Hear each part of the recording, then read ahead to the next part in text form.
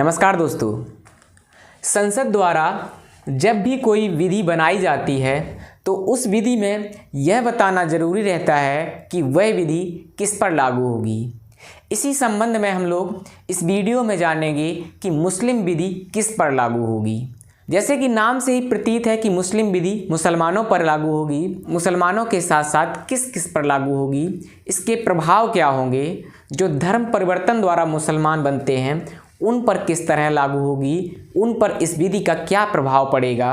सबसे बड़ा प्रश्न आता है हम लोगों के सामने कि मुसलमान कौन है, मुसलमान की एक निश्चित परिभाषा क्या है।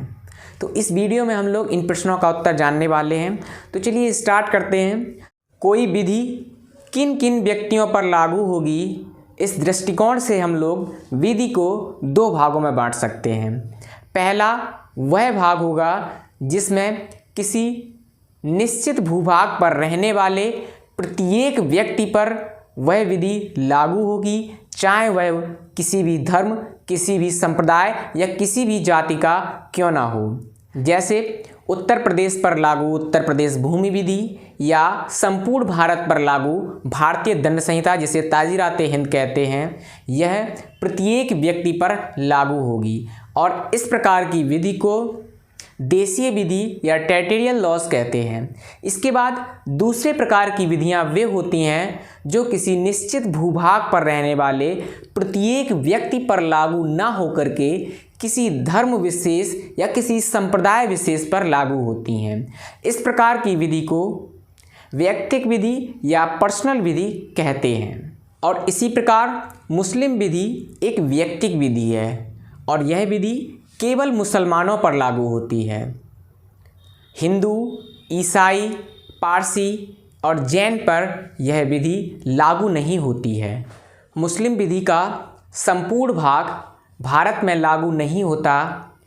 जैसे मुस्लिम दंड विधि, मुस्लिम संविदा विधि, मुस्लिम दास्ता विधि, मुस्लिम साक्ष्य विधि, यह भारत में लागू नहीं होता। यह विधि अब केवल विवाह, मेहर, विवाह विच्छेद, भरण पोषण, संरक्षकता, दान, वक्फ, वसीयत, पूर्व क्रियाधिकार, उत्तराधिकार और दाय प्राप्ति तक ही सीमित है। मुस्लिम विधि न केवल उन व्यक्तियों पर लागू होती है जो मुसलमान हैं, वरन उन व्यक्तियों पर भी लागू होती है जिन व्यक्तियों ने इस्लाम धर्म को अपनाया है। जब कोई व्यक्ति अपने पुराने धर्म को त्याग देता है और मुस्लिम धर्म में परिवर्तित हो जाता है तो उस व्यक्ति पर पुराने धर्म की विधि लागू नहीं होती, वरन मुस्लिम विधि लागू होती है।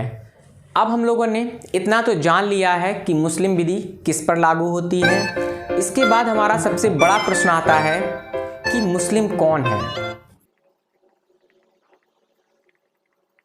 इस संबंध में प्रत्येक मुसलमान का धार्मिक कर्तव्य 5 स्तंभों पर टिका हुआ है, जिनमें पांचों स्तंभ इस प्रकार हैं। इनमें पहला है पूर्ण आस्था, फुल फेथ, दूसरा है नमाज, और तीसरा है दान, और चौथा है रोज़ा रखना, और पांचवा है हज। ये जो 5 स्तंभ हैं ये इस्लाम धर्म के मुख्य स्तंभ हैं।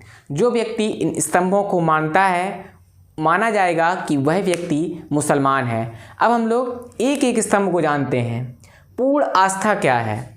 मुस्लिम धर्म में पूर्ण आस्था तभी मानी जाएगी। मुसलमान शब्द का अर्थ होता है मुसल्लम ईमान। मुसल्लम ईमान से तात्पर्य है पूर्ण आस्था, किसी चीज़ में पूर्ण आस्था। कलमा में पूर्ण आस्था, ला इलाहा इल्लल्लाह मोहम्मद उर रसूलल्लाह, अर्थात खुदा एक है और एक के सिवा दूसरा नहीं है और मोहम्मद साहब खुदा के दूत हैं। के बाद मुसलमान होने का जो दूसरा स्तंभ है वह है नमाज, प्रार्थना। प्रत्येक दिन 5 बार मक्का की तरफ अपना मुंह करके विहित रीति से नमाज को पढ़ें, जिसमें सुबह, दोपहर, दोपहर के बाद और शाम और इसके बाद रात, इन 5 बार पढ़ना होगा। जिसमें जुमे की नमाज सभी व्यक्तियों के लिए अनिवार्य रूप से सामूहिक रूप से पढ़ने के लिए कहा गया है। इसके बाद मुस्लिम स्तंभों में जो तीसरा है दान देना। मुस्लिम धर्म में प्रत्येक व्यक्ति के लिए कहा गया है कि वह अपने जीवन की कमाई का कुछ अंश गरीबों को या संतों को या पुण्यार्थ काम में ज़रूर दान दे। इसके बाद जो चौथा स्तंभ है रोज़ा रखना अर्थात व्रत रखना। इसके लिए रमज़ान का माह सबसे पवित्र माना गया है और इस माह में प्रत्येक मुसलमान को प्रातःकाल से सूर्यास्त तक भोजन और पानी से व्रत रहना चाहिए। इसके बाद मुस्लिम धर्म का जो पांचवा स्तंभ है वह है हज। इस्लाम धर्म का यह अंतिम स्तंभ है। इसके बारे में कहा गया है कि मुस्लिम समाज में जो भी व्यक्ति व्यय करने में सक्षम हो उसे अपने पूरे जीवन काल में एक बार मक्का जो मुसलमानों का पवित्र स्थल है उसकी यात्रा ज़रूर करनी चाहिए। भारत एक धर्मनिरपेक्ष देश है। यहाँ के न्यायालय धार्मिक बंधनों से मुक्त होकर निर्णय देते हैं। इसलिए किसी भी मुसलमान को ये जो 5 स्तंभ हैं इनको अगर वह नहीं मानता है तो इसके लिए ज़बरदस्ती उसके खिलाफ आदेश पारित नहीं किया जा सकता कि वह व्यक्ति इन 5 स्तंभों को माने ही। इसके संबंध में भारतीय न्यायालयों द्वारा यह निर्णय दिया गया है कि ऐसा प्रत्येक व्यक्ति मुसलमान है जो 2 बातों में विश्वास करता है। एक तौहीद और दूसरी है रसूल।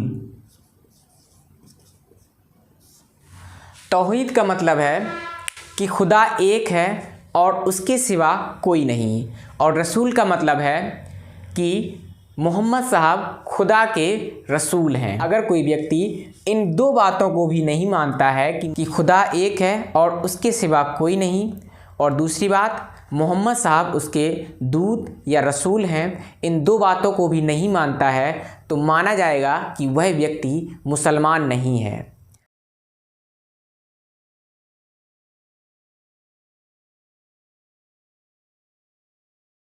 नारंतकत वर्सेस पारक्कल। इस मामले में मद्रास उच्च न्यायालय ने यह निर्धारित किया था कि अहमदिया लोग मुसलमान हैं क्योंकि वह तौहीद और रसूल में विश्वास करते हैं।